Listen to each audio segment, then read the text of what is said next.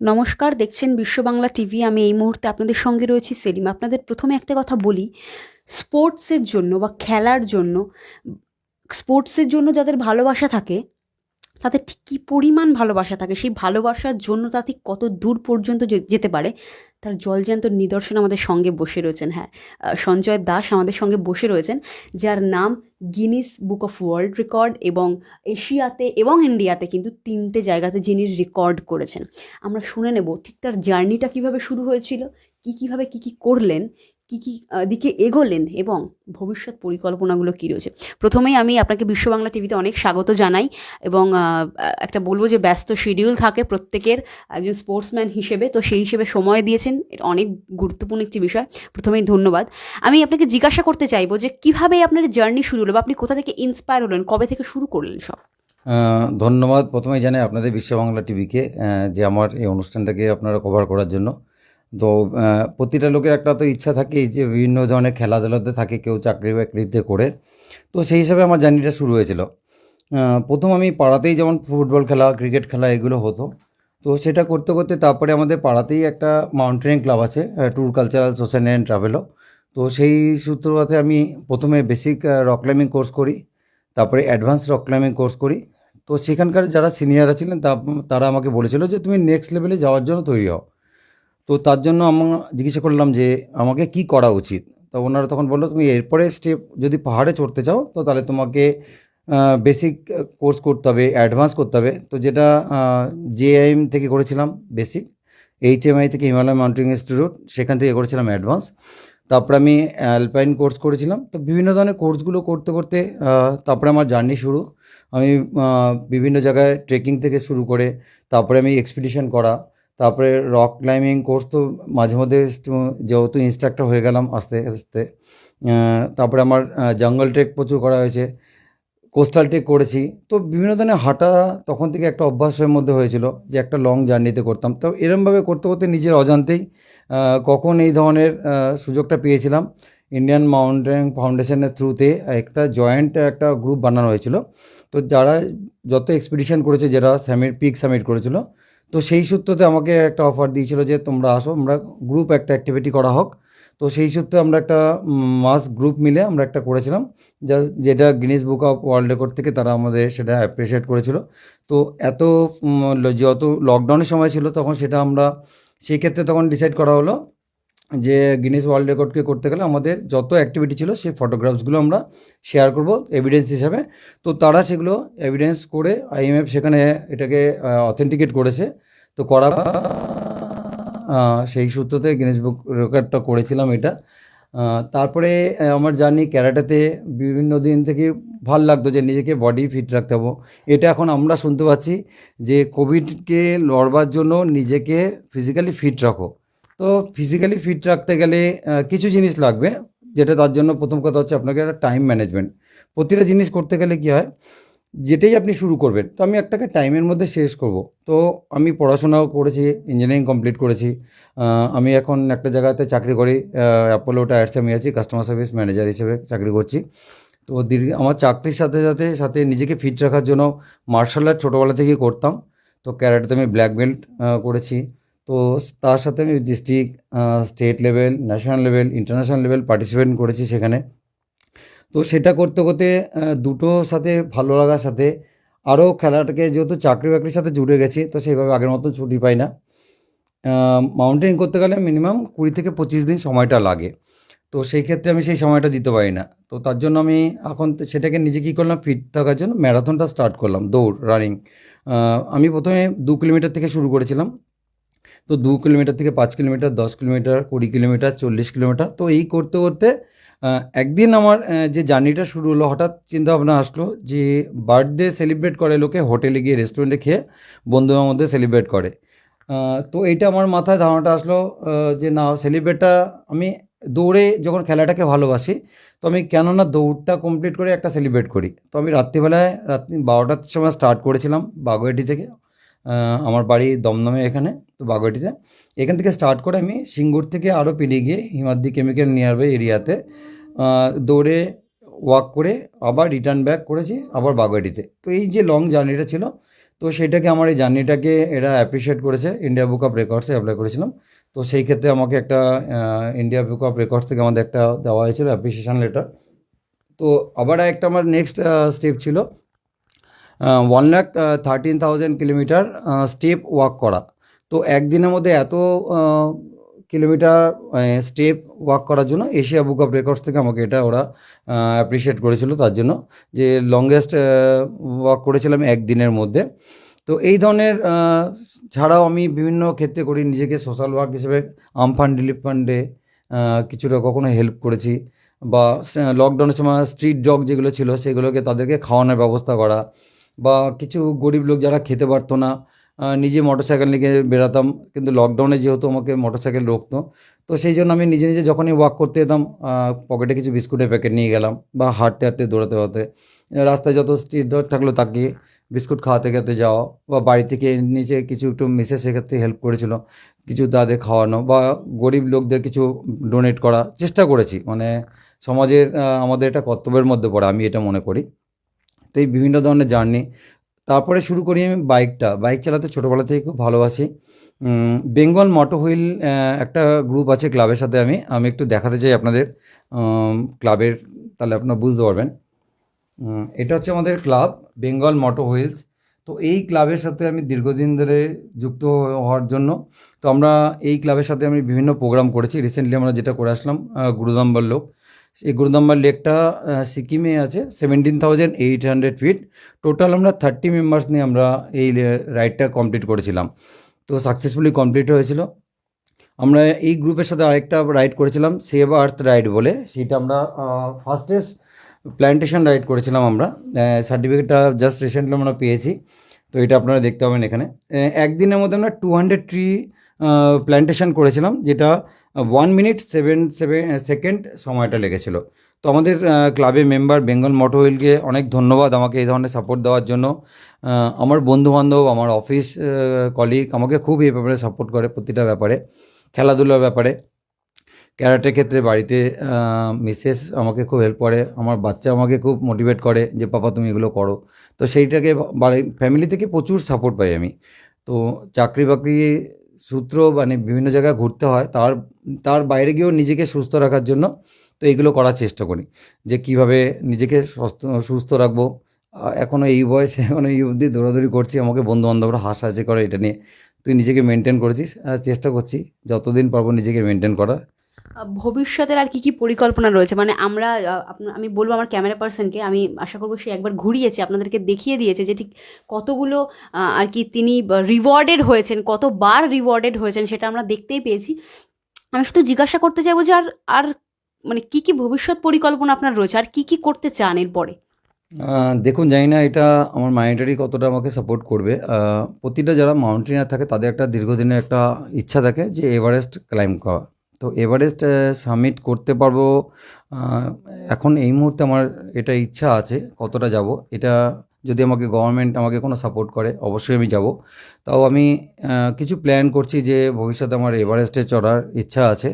আর এছাড়া বাইক নিয়ে লাদাখ, স্পিতি এগুলো তো আছেই প্ল্যান।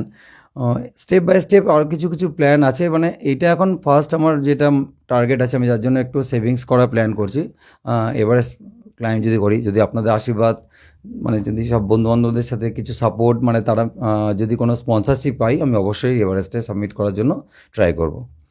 এই আমরা দেখছি যে আপনি এতবার রিওয়ার্ডেড হয়েছেন, এগুলো মানে আপনি নিশ্চয়ই কখনো গুনেছেন যে কতগুলো পেয়েছেন? তো মানে সংখ্যা কত, ঠিক কতগুলো পেয়েছিলেন? এইরকম যে পুরস্কৃত হয়েছেন বারবার আমরা দেখতে পাচ্ছি অনেক রয়েছে। আমি আশা করছি আমি গুনতে পারবো না এখন, কিন্তু আপনি নিশ্চয়ই কখনো গুনেছেন, কতগুলো হবে বলে আপনার মনে হয়? এখন অবধি আমি ম্যারাথন কমপ্লিট করেছি 94। এখানে ওপরে যত অ্যাওয়ার্ড দেখছেন 94 মেডেলস ঝুলছে ওপরে। তার মধ্যে 20 kilometres, 40 kilometres, 84 kilometres, 5 kilometres, 10 kilometres, সব ধরনের ম্যারাথন যেগুলো হয় আমাদের। অ্যাকচুয়ালি এখন লকডাউনের জন্য পর থেকে যেটা যে আমরা কোভিড প্রোটোকল মেনটেন করার জন্য এখন যেটা হচ্ছে ভার্চুয়ালি। তো আগে আমাদের যেহেতু টাটা স্টিল ইন্টারন্যাশনাল ম্যারাথনে পার্টিসিপেট করেছি, আইডিবিআই থেকে করেছি, ভূমি থেকে করা হয়েছে, যত এখানে হয় আইএম থেকে ম্যারাথন হয়েছিল, কলকাতায় যত বড় বড় ম্যারাথনগুলো হয় আগে সেগুলো ফিজিক্যালি পার্টিসিপেট করতে হয়। তো এখন আবার শুরু হচ্ছে ডিসেম্বর মাস থেকে, আবার আইডিবিআই শুরু হচ্ছে। তো তো আমি এরপর থেকে ফিজিক্যালি যাব, কিন্তু এই লকডাউনের মধ্যে আমি প্রচণ্ড দৌড়েছি, যার জন্য এই এতগুলো অ্যাওয়ার্ড হয়েছে। এখন ভার্চুয়ালিও দৌড়েছি, সাথে ফিজিক্যালিও দৌড়ানো হচ্ছে। আমি গত বছর লকডাউনের সময় যেটা লোকে বাড়িতে বসে কাটিয়েছে, টিভি দেখে সময় কাটিয়ে বা অফিসের কাজ করে ওয়ার্ক ফ্রম হোম করতে হয়েছে, তার মধ্যে থেকেও আমি 3102 কিলোমিটার এক বছরের মধ্যে দৌড়াতে পেরেছিলাম।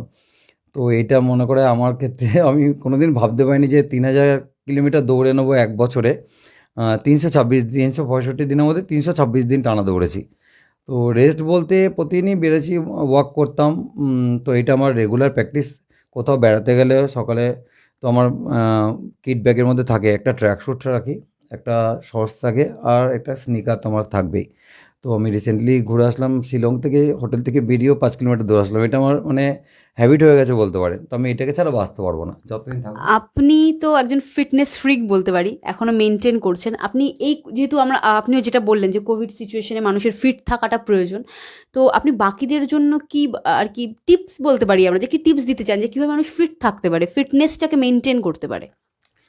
খুব ভালো প্রশ্ন করেছেন। আমি আমার চেনা পরিচিত বা আমার রিলেটিভদের মধ্যে আমি সবসময় মেসেজটা দিতে চাই, যে এটা যেটা আমরা বলি না, যেটা এক্সকিউজ দিই যে সময় হয় না আমার বা আমি অফিস আছে, তার মধ্যে থেকেও কাজ করে বার করা যায়। আমি এই নয় বলছি না যে আপনারা ম্যারাথন করুন, অ্যাটলিস্ট আপনি হাফ অ্যান আওয়ার, আধ ঘন্টা সময় দিন নিজেকে, একটু এক্সারসাইজ করুন, ফ্রি হ্যান্ড এক্সারসাইজ করুন বা একটু মর্নিং ওয়াক করুন।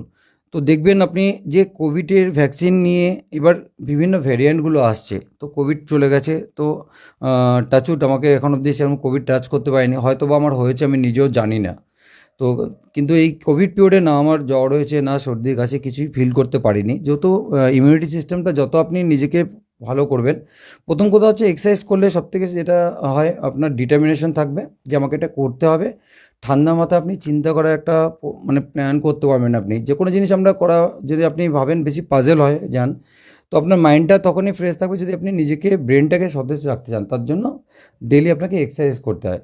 তো দেখবেন যারা বয়স্ক লোক তারা মর্নিং ওয়াক, ডাক্তাররা সবসময় বলে কারো আর্থাইটিস প্রবলেম আছে, কারো পায়ের প্রবলেম আছে, যে আপনারা রেগুলার হাঁটুন বা দৌড়ান, তো থাইরয়েডটাকে একটু কন্ট্রোল করতে পারবেন। তো এই ধরনের জিনিসগুলো করার জন্য, তার জন্য খুব বেশি সময় লাগে না। আমার মনে হয় না যেটা সারাদিনে আধ ঘন্টা বার করাটা খুব টাফ। তো আমরা বাড়িতে মহিলারা যে থাকেন, মা বোনেরা, তারাও দেখবেন কাজ বাড়িতে হয়তো করে। আমি আমার মিসেসকে যেটা যখন বলি একটু মর্নিং ওয়াক করে আসো, তো আমার মিসেস এটা বলেন যে বাড়িতে প্রচুর কাজ করি, কিন্তু আমার মনে হয় না যে বাড়ির কাজটা এটা মহিলাদের পক্ষে, যেটা প্রচণ্ড খাটনি হয় প্রতিটা বাড়ির মা বোনেদের। কিন্তু তার বাইরে গিয়েও একটা টাইম দেওয়া, আধ ঘন্টা ধরে বাড়ির বাইরে গিয়ে একটু কাজ করা, মানে একটু হেঁটে আসা, মর্নিং ওয়াক করা। আমি বলবো না যে সবাইকে দৌড়ানো, জগিং করা সবার পক্ষে সম্ভব না। সস্তায় পুষ্টিকর খাবার যদি হয়, যে আপনাকে ডায়েট মেনটেন করতে হবে না, শুধু হাঁটুন সকালে। তারপরে দেখুন, আমি তো ডক্টর না, তো ডক্টররা যেটা বাকি মেডিসিন দেবে সেটা তো পরের ব্যাপার। যদি আমরা যেটা আমাদের হাতে থাকে, আমার মনে হয় প্রতিটা লোকেরই এটা মেনটেন করা উচিত। সে শুধু মা বোন না, যারা যারা ছোটো ছোটো বাচ্চারা আছে বা বয়স্ক যারা লোক আছে, তো প্রত্যেকের কাছে আমার এটা বিনীত অনুরোধ যে আপনারা নিজেদেরকে ফিট রাখুন, সুস্থ থাকুন। সুস্থভাবে থাকলে বাকি জীবনটা আপনার ভালো কাটবে। এটাই আমার কাছে, আপনাদের কাছে আমার এটা একটা রিকোয়েস্ট বলতে পারেন, অনুরোধ বলতে পারেন। আমি তো দেখলাম যে আপনি ক্যারাটের ব্ল্যাক বেল্ট চ্যাম্পিয়ন। ক্যারাটে, মানে ক্যারাটে নিয়ে আর ভবিষ্যতের পরিকল্পনা কি রয়েছে? ক্যারেটে বললে দেখুন, ভবিষ্যতের পরিকল্পনা বলতে এইটাকে বাকি লাইফটাকে যে এক একটা যেটা ইচ্ছা থাকে যে আমি ইন্টারন্যাশনাল করবো, কারণ এই এজের মধ্যে আমি সেই লেভেলে গিয়ে পৌঁছাতে পারবো না। কারণ যেমন ক্রিকেট, ফুটবল, প্রতিটা যখনই আপনি স্পোর্টসে যাবেন তার একটা বয়স থাকে, তারপরে সেটাকে ক্রস করা যায় না। কারণ আপনার বডি, আপনার মাইন্ডটাকে পারমিট করবে, কিন্তু বডি পারমিট করবে না। তো আজকে যদি আমি ভাবি যে আমি ক্যারাটে করতে গেলে আমাদের ডেইলি 3 থেকে 4 ঘন্টা প্র্যাকটিস করতে হয় রেগুলার। তো আমি যদি সেটা ভাবি যে না, আমি এরপর নেক্সট লেভেলে ওই জায়গাতে যাব, তো সেই জায়গাতে আমার পক্ষে এই এজের পক্ষে আমার পক্ষে খুব টাফ। তো আমার মনে হয় যে সেক্ষেত্রে আমার যতটা আমি করেছি, সপ্তাহে আমি 2 দিন 3 দিন করে প্র্যাকটিস করি, নিজেকে 1 ঘন্টা 1.5 ঘন্টা প্র্যাকটিস করি ক্যারাটেটা, নিজেকে ফিট রাখার জন্য। এটাতে আমি খুব স্যাটিসফাইড যে নিজে অ্যাটলিস্ট ফিট আছি, আর মানে বাকি কাউকে আরও গাইড করতে পারবো। এটা অ্যাটলিস্ট যখন সকালে মর্নিং ওয়াক করতে যাই, দেখি কিছু বয়স্ক লোকরা তারা এক্সারসাইজ করে, তো তখন তাদেরকে আমি গিয়ে গাইড করি যে এটা আপনারা ভুল করছেন, এরকম না, এই প্রসেসটা এরকম। তো সেটা একটা মেন্টাল স্যাটিসফ্যাকশন থাকে যখন কিছু সিনিয়র লোক বলে যে না তোমরা খুব ভালো, এই ইনিশিয়েটিভটা তুমি করে নিজের একটা ক্লাব খোলো। তো আমি একটা ক্লাব খুললে ডিটারমিনেশন রাখতে হবে, আমাকে একটা টাইম দিতে হবে, কারণ অনেক লোক আমার জন্য ওয়েট করবে। আমি তাদের জন্য সেই টাইমটা না দিতে পারলে আমার মনে হয় আমি তাদেরকে ঠকাবো। তো আমি সেই জায়গাটা না করতে চাই না। তো যেখানে যেখানে যারা চলছে ক্লাব চালানো আছে, আমি রিসেন্টলি একটা ক্লাবের সাথে অ্যাটাচমেন্ট হয়েছে।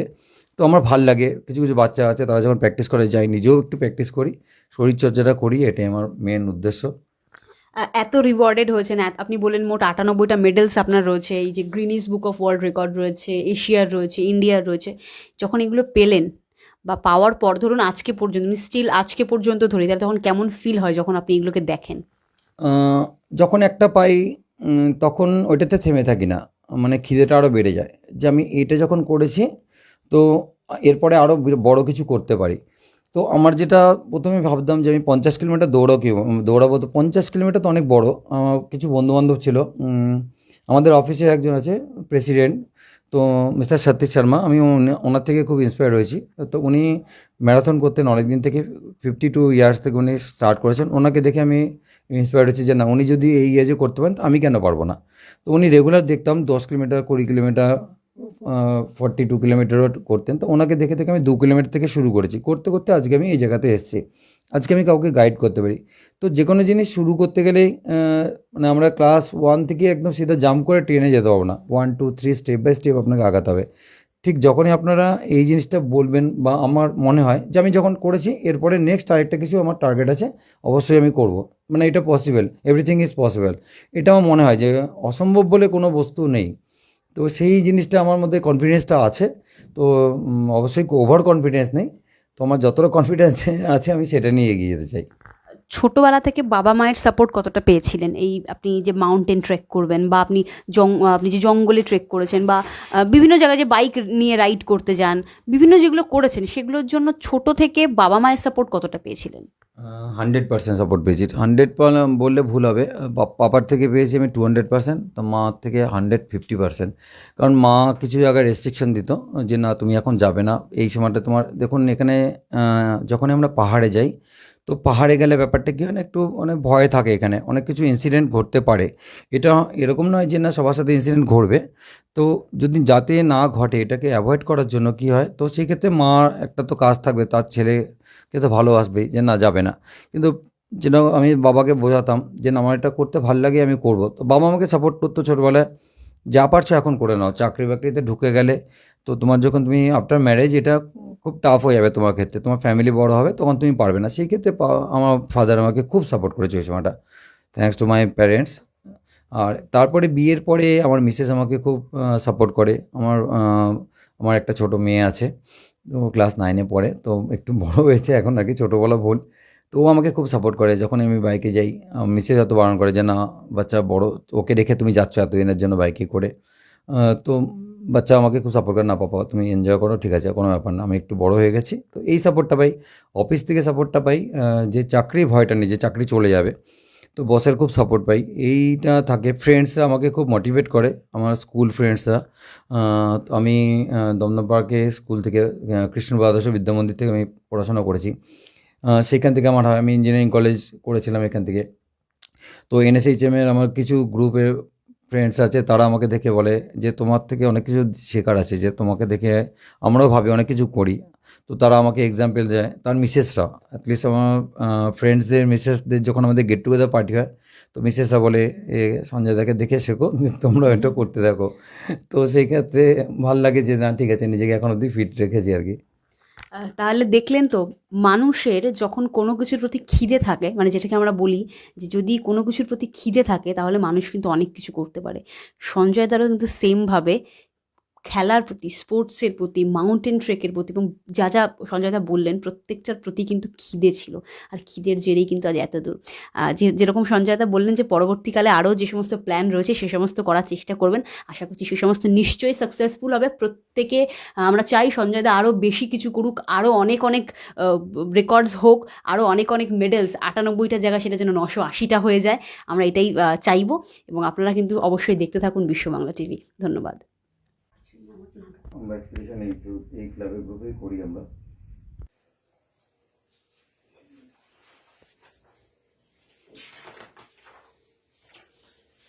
master for walking a long distance in single day? মানে টোটাল হেঁটেছিলাম 96 কিলোমিটার, কিন্তু জিপিএস অফ হয়ে গেছিলো, ব্যাটারি চার্জ ছিল না, তো ওটাতে কাউন্ট হয়েছে 84.14 কিলোমিটার। সিঙ্গুর, সিঙ্গুর দিয়ে আবার রিটার্ন ব্যাক। 48 কিলোমিটার আপ ডাউনে 96, তাই তো? বাইক নিয়েও গিয়েছিলেন নাকি? হ্যাঁ।